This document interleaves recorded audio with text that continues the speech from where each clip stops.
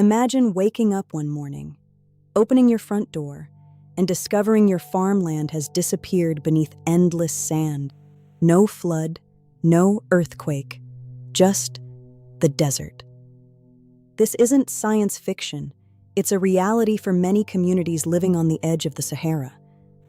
Despite billions of dollars in restoration projects and millions of trees being planted, the Sahara continues to threaten fertile land in parts of Africa. So why can't we stop it? The answer is far more complicated than you might think.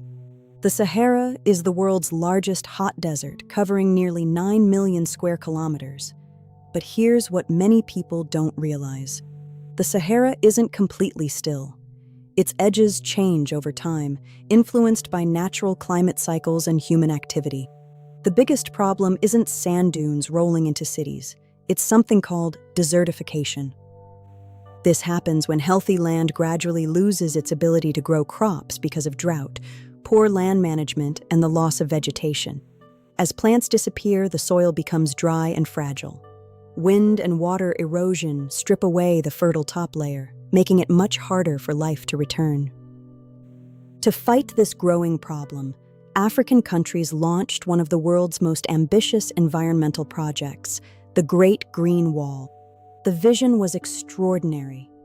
Restore degraded land across thousands of kilometers by planting trees and creating sustainable jobs. But across such a vast region, success hasn't been consistent. Many young trees struggled to survive because of drought and limited maintenance. Experts now agree that planting trees alone isn't enough. Healthy ecosystems also need water conservation and local communities actively managing the land. Another major challenge is climate change. Rising temperatures and increasingly unpredictable rainfall place enormous stress on already dry regions. It's a cycle that's difficult to break. Less vegetation, drier soil, more erosion, even fewer plants. Fortunately, there is hope. Across Africa, many communities are restoring land using smarter farming methods and native plants. Modern satellite technology also helps scientists monitor land degradation and identify areas that need attention. These approaches show that restoring ecosystems is possible, but it takes time, cooperation, and long-term commitment. The battle against desertification isn't just about stopping the Sahara.